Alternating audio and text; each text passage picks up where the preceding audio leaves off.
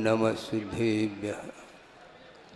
मंगलम भगवान वीरो मंगलम गौतमो गणे मंगलम कुंदकुंदाद्यो जैन धर्मोस्तु मंगलम सर्वमंगल मांगल्यम सर्वकल्याणकारकम प्रधानम सर्वधर्माणां जैनम जयतु शासनम। अहिंसा परमो धर्म की महावीर भगवान की प्रातः स्मरणे परम पूजाचार्य गुरुवर श्री विद्यासागर जी मुनि महाराज की जय।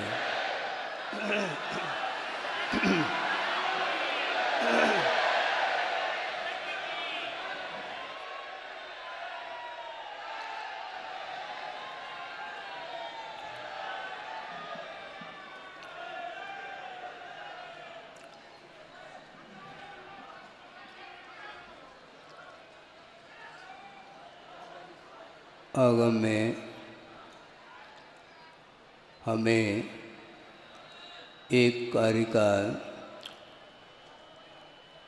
स्मरण में आ रही है जो आगम में पढ़ने को मिलती है। बहुत प्रासंगिक है।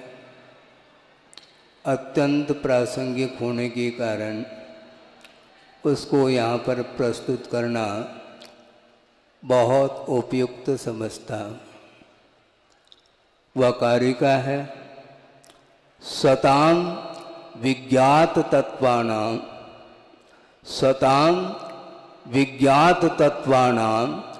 सत्यशीलावलंबिनां चरणस्पर्श मात्रेण विशुद्धति धरातलम। यह धरती पवित्र हो रही है। किसके स्पर्श से? सत्पुरुषों के चरण स्पर्श से। वे सत्पुरुष कैसे होते हैं? विज्ञात तत्वानाम ऐसा एक विशेषण दिया है शिवचंद्र आचार्य ने। वे सत्पुरुष कैसे होते हैं? जिन्होंने तत्व को जान लिया है। तत्व का अर्थ होता है पदार्थ का जैसा स्वरूप है उसको उस रूप में ज्ञान जिन्होंने कर लिया है।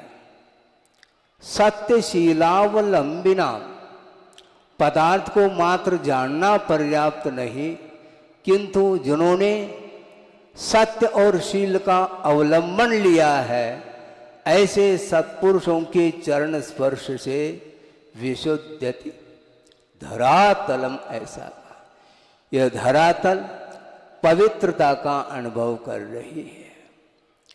और इस कारिका को इसलिए आपके सामने रखा, प्रभु का दर्शन साक्षात न हमने किया है न आप लोगों ने किया है, किंतु प्रभु का जो स्वरूप होता है उस स्वरूप को प्रदर्शित करने वाले जो सत्पुरुष होते हैं, गुरु होते हैं, आचार्य होते हैं, उनके माध्यम से ही प्रभु का साक्षात्कार अथवा स्वरूप का अवलोकन हमें हो सकता है। गुरुदेव आपके सामने उपस्थित नहीं है, व्यवहार की दृष्टि से बिल्कुल ठीक है, किंतु उन्होंने पूरे समूचे विश्व के लिए जो प्रकाश दिया है वह प्रकाश मैं समझता हूं न भूतो न भविष्यति। और इस प्रकार का प्रकाश वही दे सकता है जिसने सत्य और शील का अवलंबन लिया है। बहुत कठिन है शास्त्र का अध्ययन करना, शास्त्र को पढ़ना और शास्त्र की व्याख्या करना। बहुत मिल सकते हैं दुनिया में, किंतु सत्य और शील का अवलंबन करना खेल नहीं है बंधु। गुणभद्र स्वामी ने भी कारिका दी है, उसका अनुवाद भी गुरुदेव ने किया है। जिस समय उस अनुवाद को हमने पढ़ा, हमारी आंखें और खुल गई। गुणभद्र स्वामी ने प्रसंग दिया है, मूल तो संस्कृत में है और उसका अनुवाद बहुत ही साहित्यिक शब्दों में, छंद में मूलकार के भाव को प्रस्तुत किया है हिंदी भाषा में। उनका कहना है आचार्य महाराज का, गुरुदेव ने अनुवाद किया, हम कर क्या सकते हैं, हम पढ़ भी नहीं सकेंगे, ये ध्यान रखो, लिखना तो बहुत दूर की बात है। उभय लोक की हित की बातें कई सुनाते सुनते थे, फिर से दोहरा रहा हूं, उभय लोक की हित की बातें कई सुनाते सुनते थे, विगत काल में भी दुर्लभ थे, सुनते सुनते गुणते थे। गुणने वालों की संख्या बहुत दुर्लभ है विगत काल में भी। उभय लोक की हित की बातें कई सुनाते सुनते थे, विगत काल में भी दुर्लभ थे, सुनते सुनते गुणते थे। धर्म सुनाता कौन सुने अब, वे भी दुर्लभ विरल मिले, और हित पथ पर चलने वाले तो ईद चंद्र सम विरल खिले, ऐसा कहा। हम भी चिंतन करते हैं, हम भी लिखते हैं, हम भी पढ़ते हैं, हम भी पढ़ाते हैं, हम भी समझते हैं, हम भी समझाते हैं, किंतु गुरुदेव का ये कहना है, ये समझने की और समझाने की परंपरा आज की नहीं है बंधुओं, बहुत प्राचीन कालीन यह परंपरा है, किंतु समझते समझाते हुए अनंत काल व्यतीत हुआ। किंतु गुणभद्र स्वामी का ये कहना है कि गुणने वालों की संख्या विगत काल में भी दुर्लभ थे, सुनने वालों की भी संख्या दुर्लभ, और गुणने वालों की संख्या तो उससे भी अत्यंत दुर्लभ थे।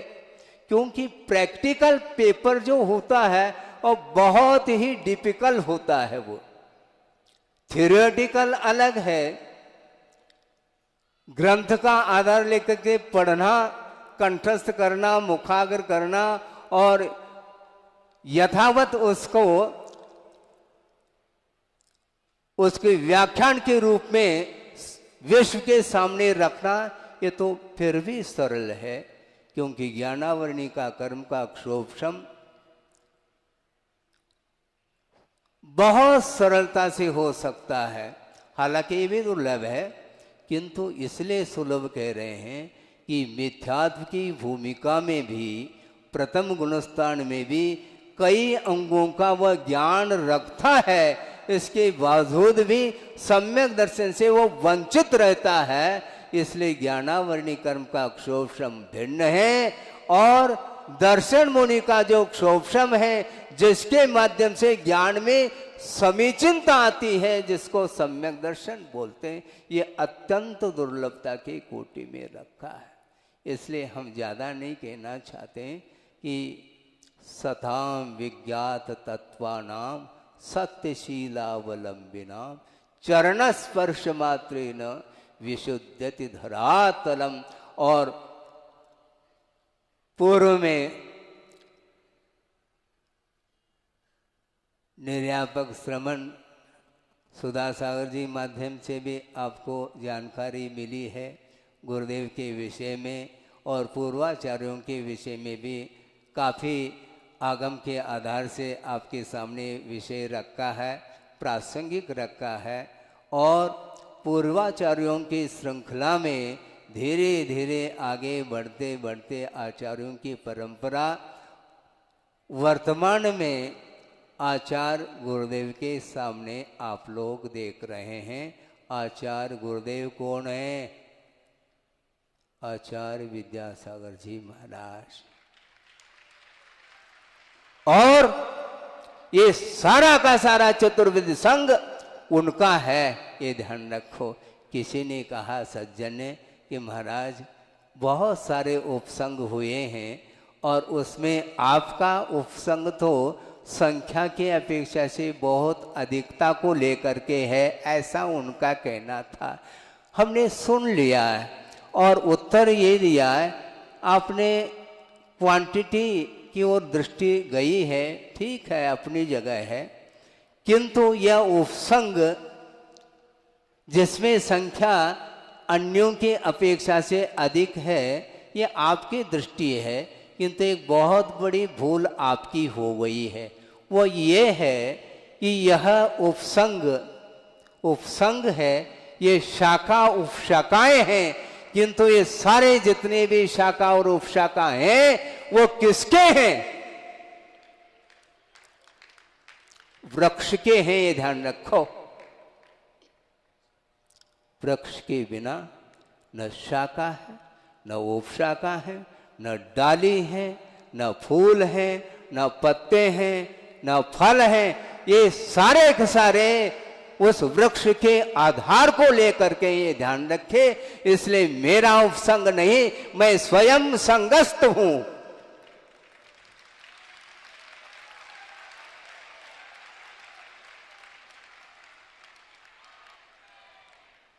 तब उनको बात समझ में आ गई है।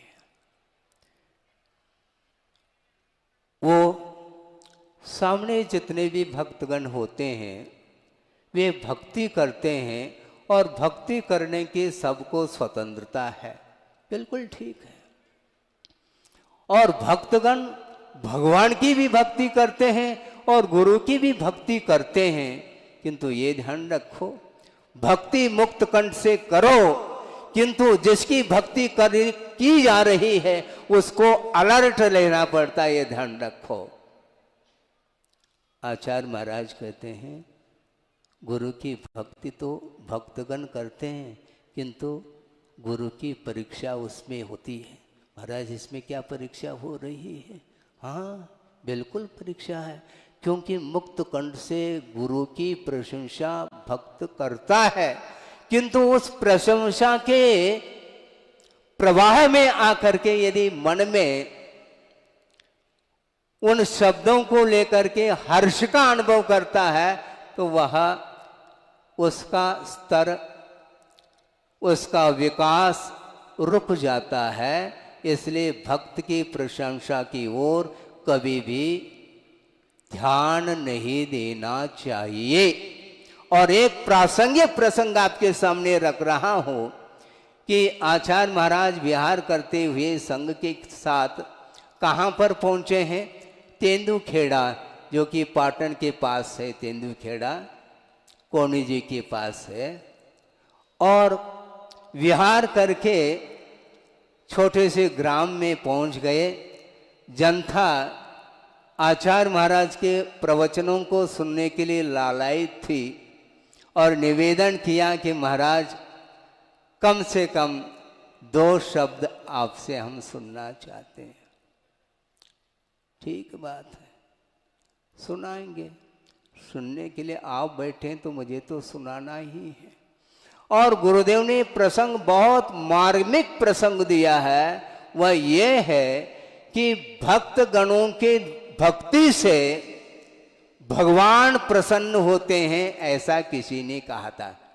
और आप लोग भी कह सकते हैं, इसमें कोई बाधा नहीं, कि भक्तों की भक्ति से भगवान में प्रसन्न होते हैं, ऐसा भक्तों के मुख से सुनने में आता है। तो गुरुदेव ने ये कहा, गुरुदेव ने बहुत अच्छी बात आपने कही है, किंतु भगवान को और गुरु को प्रसन्न करना खेल नहीं है बंधुओं, ये ध्यान रखो। ऐसा उनके मुख से सुना। आपको आश्चर्य और विस्मय हो सकता है, ऐसा क्यों कहा होगा। गुरुदेव का भाव ये है कि भगवान आपकी भक्ति से प्रसन्न नहीं हो सकते, आपकी पूजा से प्रसन्न नहीं हो सकते, किंतु किससे प्रसन्न हो सकते हैं? भगवान की आज्ञा का अनुपालन जब आप हृदय से करते हैं तब भगवान भी प्रसन्न होते हैं। इसी प्रकार गुरु भी प्रसन्न होते हैं और गुरु को प्रसन्न करना चाहो तो ध्यान रखो, गुरु की भक्ति करो, किंतु हृदय से जो भक्ति करता है उससे ही गुरु प्रसन्न हुआ करते हैं। महाराज ये बात क्या बात, हमें बात समझ में नहीं आई। भक्ति करना तो ये तो बात हमें समझ में आ रही है, किंतु हृदय का अर्थ क्या? हृदय का अर्थ क्या है? उसे भी भक्ति हो सकती है। और अनंत काल से इस संसारी प्राणी ने केवल औपचारिक ही भक्ति की है, इसलिए इस धरा तल पर अभी भी परिभ्रमण कर रहा है, ऐसा गुरुदेव का कहना था। और गुरुदेव ने कई बार प्रवचन के दौरान इस पंक्ति को भी दोहराया है, जो आचार्यों ने इस पंक्ति को स्तोत्र में उल्लेखित किया है। कल्याण मंदिर स्तोत्र का पाठ आप करते हो, भक्तामर का पाठ तो व्यापक रूप से सब जगह पाठ चलता रहता है, किंतु कल्याण मंदिर स्तोत्र में आचार्य क्या कह रहे हैं सुनो। अब ऐसा कहना पड़ेगा क्योंकि उपदेश अलग है, सुनो। हाँ, इसमें क्या है, ये उपदेश नहीं किंतु सुनो अर्थात गौर करो। हम गौर से सुनते नहीं, सुनते तो हैं, दुकान है तो सुनते हैं, इसलिए दुकानदार हैं आप लोग, दुकान है और सुन लेते हैं, किंतु आचार्य कहते हैं गौर करो। वो ये कहना चाहते हैं कि भगवान की भक्ति, भगवान की पूजा और भगवान के देशना का श्रवण, ये सब अनंत काल से संसारी प्राणी ने किया है। इसके उपरांत भी यदि कल्याण नहीं हुआ है तो इसमें बहुत बड़ा प्रश्न चिन्ह खड़ा होता है। वह प्रश्न चिन्ह क्या है, उस पंक्ति में आपको ध्यान से सुनेंगे, वो उस पंक्ति में क्या भाव दे रहे हैं आचार्य महोदय, सुनिएगा। आकर्णितोपि आकर्णितोपि महितोपि निरीक्षितोपि, आकर्णितोपि महितोपि निरीक्षितोपि नूनं न चेतसि मया विधृतोसि भक्त्या जातोस्मि तेन जन बांधव दुख पात्रम यस्मात् क्रिया प्रतिफलन्ति न भाव शून्या। भाव शून्य जितने भी क्रियाएं हैं वे कभी भी फलवती नहीं हुआ करती। इसलिए आकर्णित मया, हे भगवान हमने आपको सुना, मया कह रहे हैं त्वया नहीं, हे भगवान मैंने आपकी देशना को इन कानों से श्रवण किया है। आकर्णितोपि महितोपि, हे भगवान हमने आपकी पूजा की है।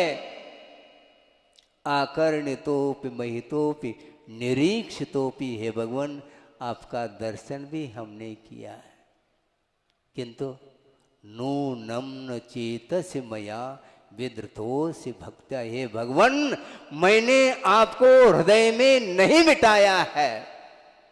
भक्ति के साथ आपकी भक्ति तो की, किंतु उसे भक्ति करने के कारण वह परिभ्रमण ज्यों का त्यों बना हुआ है। हमें परिभ्रमण नहीं करना, हमें यात्रा करनी है। यात्रा और परिभ्रमण में जमीन आसमान का अंतर है। पंच परावर्तन का नाम परिभ्रमण है, और इस पंच परावर्तन से जो ऊपर उठ जाता है उसकी यात्रा होती है। और यात्रा जब होती है मोक्ष पथ पर आरूढ़ हो जाता है। यात्रा करता करता बहुत बड़ी लंबी यात्रा है, किंतु हृदय में देव शास्त्र गुरु को विराजमान करके जो यात्रा करता है उसकी यात्रा बहुत ही अल्प काल में पूर्ण हो जाती है और मंजिल में प्रवेश पाता है। इन पंक्तियों को आपने सुना, पढ़ा। इन पंक्तियों की रचना करते समय आचार्यों के कितने भाव उत्कृष्टतम होंगे, हम और आप आकलन नहीं कर सकते। भक्ति तो हम करते हैं, हृदय से भक्ति नहीं करते। न जाने कौन कौन से अपेक्षाओं को लेकर के भक्ति करते हैं। गुरुदेव कहते हैं भक्ति करो किंतु हृदय के साथ करो। हृदय से भक्ति जो की जाती है वह वस्तुतः वास्तविक भक्ति मानी जाती है। हाँ, और गुरुदेव ने ये कहा कि देखो यह पंचम काल है, मोक्ष मार्ग अवरुद्ध नहीं है, किंतु जो मोक्ष मार्ग है बहुत लंबा चौड़ा है, लंबा भी है और चौड़ा भी है। हाँ, बहुत लंबा चौड़ा है। और उन्होंने ये कहा था, उनके मुख से जो शब्द निकले हैं उन्हीं को आपके सामने प्रस्तुत कर रहा हूं। उन्होंने ये कहा कि वस्तुतः वर्तमान में मोक्ष मार्ग है तो, किंतु मोक्ष मार्ग किमात्मक है। उन्होंने कहा मोक्ष मार्ग पर हम चल रहे हैं और भावलिंग के साथ चल रहे हैं, किंतु भावलिंग के साथ मोक्ष मार्ग पर चलते हुए भी वह मोक्ष मार्ग, सुनो गौर से सुनो, बातें नहीं करो आपस में, यह मोक्ष मार्ग वर्तमान का नर्सरी है। ये उनके मुख से हमने कई बार सुना, आपने सुना नहीं सुना आपका विषय है। उन्होंने स्पष्ट शब्दों में कहा कि वर्तमान में जो मोक्ष मार्ग है वह नर्सरी है। इसलिए कहा इसका आशय हमने पकड़ा अपनी बुद्धि के अनुरूप, वह ये है, एक मान लो शरीर के ऊपर एक छोटा सा मच्छर भी बैठ जाता है तो उड़ाने के भाव मन में आ सकते हैं। श्रमण के बदन पर, शरीर पर एक छोटा सा मच्छर बैठा है और इस पिचिका के माध्यम से उसको उड़ाया नहीं, किंतु उड़ाने का भाव आ सकता है कि ये उड़ जाए। ये भाव यदि आता है तो परिचय विजयी नहीं माना जाता है। बहुत परसेंटेज में उसके लिए अंक मिलते हैं। परिचय विजय प्राप्त करने के लिए आपको चार दीवारों के बाहर आकर के मैदान में बैठना पड़ेगा। और गुरुदेव का ये कहना है कि मान को छोड़ो। क्या कहा? मैं नहीं कह रहा हूं, गुरुदेव कह रहे हैं। गुरुदेव ने ये कहा कि मान को छोड़ो और मैदान में आ जाओ। हाँ, बहुत कठिन होता है। इसलिए उनका ये कहना है कि बहुत मोक्ष मार्ग सूक्ष्म है, वहां तक पहुंचने के लिए अपने लिए बहुत श्रम करने की आवश्यकता है। और मात्र शारीरिक श्रम हमें पर्याप्त नहीं, किंतु वह जो आंतरिक साधना है, अंतर्दृष्टि को लेकर के जो साधना की जाती है, वही साधना मंजिल तक पहुंचाने में सार्थक सिद्ध होती है। वह साधना, और वो साधना के माध्यम से ही कर्म कट जाते हैं। हमें मात्र शरीर को दग्ध नहीं करना, शरीर को दग्ध नहीं करना, किंतु मोह की अंत्येष्टि करने के लिए साधना की जा रही है। किसकी अंत्येष्टि? मोह की अंत्येष्टि।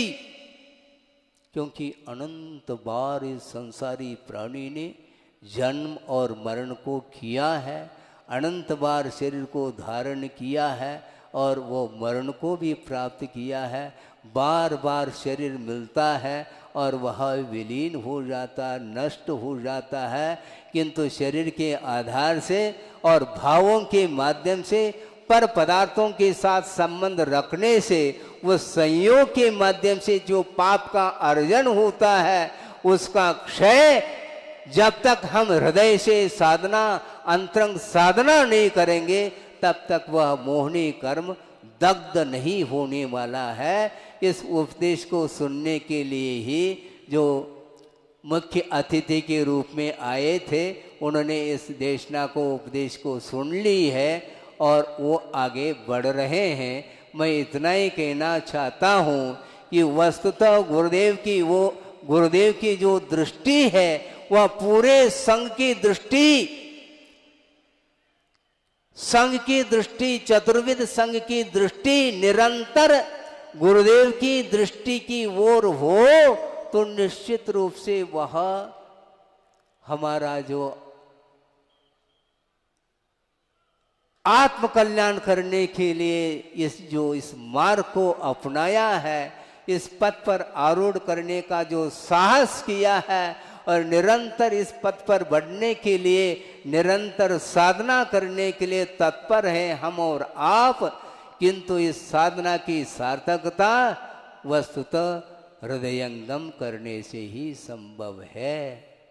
इसलिए सताम विज्ञात तत्पानाम सत्यशीलावलंबिना, सत्य और शील का अवलंबन लेना अनिवार्य है। और संसारी प्राणी पता नहीं किन किन अपेक्षाओं को रख करके कदम कदम पर वह असत्य का सहारा लेता है और उसके कारण ही उसका मार्ग अवरुद्ध हो जाता है। इसलिए गुरुदेव कहते हैं सत्यशीलावलंबिनाम, शील का अवलंबन ले लो। और सत्य का जिसने अवलंबन लिया है निश्चित रूप से सही मायने में वह अहिंसा की उपासना कर रहा है, क्योंकि अहिंसा की उपासना बिना सत्य और शील के संभव नहीं है। शील और सत्य और अन्य जितने भी व्रत हैं वे सारे के सारे अहिंसा के परिकर हैं। अहिंसा केंद्र में हो तो निश्चित रूप से ये सारे के सारे परिकर की सार्थकता सिद्ध होती है। ज़्यादा हमें नहीं कहना है। योग सागर महाराज जी ने और अपने सुधा सागर जी, नियम सागर जी, जितने भी निर्यापक हैं, अभय सागर जी, समता सागर जी, शंभो सागर जी आदि नो, इन सभी ने आचार्य महाराज के भावों को व्यक्त किया है। हम और आपके सामने उसको दर्पण के समान निरंतर दृष्टि उसको रखते हुए, क्योंकि ज्ञान रूपी आलोक में ही वो सारे आचार्य महाराज के वो सारे बिंदु और वो सारे आदेशात्मक जो विषय हैं उनको हम आत्मसात करेंगे और आचार्य महाराज की परंपरा और उस विरासत को निरंतर अपने शक्ति के अनुरूप बढ़ाते बढ़ाते चले जाएंगे। मैं शक्ति के अनुरूप इसलिए कह रहा हूँ, कहाँ आचार्य महाराज की शक्ति और हम लोगों की कहाँ शक्ति है। किंतु गुरुदेव कहते हैं घबराओ नहीं, चींटी के चाल से चलो, कोई बाधा नहीं, किंतु मंजिल तक तो पहुँच ही जाएंगे। क्योंकि उनका ये कहना है कि सिद्ध परमेष्टि की यात्रा हो चुकी है, अब वो कहीं जाएंगे नहीं। लोक के अग्रभाग पर वो विराजमान है, उनकी अब आगे गति नहीं, वह गमन नहीं करेंगे। इसलिए चींटी की चाल से भी चलेंगे तो निश्चित रूप से एक दिन लोक के अग्रभाग पर आप भी पहुंचेंगे और अनंतानंत सिद्ध परमेष्टियों के बीच में अपने को भी स्थान मिलेगा। और जिस प्रकार अनंत सुख का संवेदन वे प्रति समय कर रहे हैं और केवल ज्ञान के माध्यम से विश्व को जानते हुए भी पर पदार्थों से उनका कोई भी प्रभाव नहीं है, उनका उपयोग किसी भी पर वस्तु से प्रभावित नहीं होता, किंतु निजानंद रसलीन वाली बात है। निरंतर केवल ज्ञान के माध्यम से विश्व आ रहा है उस केवल ज्ञान रूपी दर्पण में, किंतु जानने का कोई उन्हें विकल्प नहीं, केवल संवेदन होता रहता है। इसलिए सकल गेय ज्ञायक तदपि निजानंद रसलीन सो जिनेन्द्र जयवंत नित अरिरज रहस विहीन कहा है। इसलिए इस प्रकार के आचार्य महाराज की दृष्टि सबकी हृदय में समाहित हो और उसके माध्यम से उनके बताए हुए जो मार्ग है उस मार्ग पर हम अविरल रूप से बढ़ते रहें। हमें मार्ग बनाना नहीं, किंतु मार्ग जो प्रशस्त किया है उसको निरंतर मन वचन काय से उस पर चलने की आवश्यकता है। और गुरुदेव से प्रार्थना करता हूँ, हे भगवान, आपने जिस प्रकार इस प्रशस्त मार्ग पर पूरी शक्ति के साथ निरंतर बढ़ते गए और विश्व को भी प्रकाश दिया है। हमें प्रकाश देने की आवश्यकता नहीं, क्योंकि उनके दिए हुए प्रकाश में और उनके आशीर्वाद से ऐसी शक्ति प्राप्त हो, ऐसा मनोबल प्राप्त हो, जिसके माध्यम से निरंतर सच्चे देवगुरु शास्त्र के आराधना करते हुए हम अपने लक्ष्य को प्राप्त कर सकें। इस पवित्र भावना के साथ अहिंसा परमो धर्म की जय। प्रातः स्मरणे परम पूज्य आचार्य गुरुवर श्री विद्यासागर जी मुनि महाराज की जय।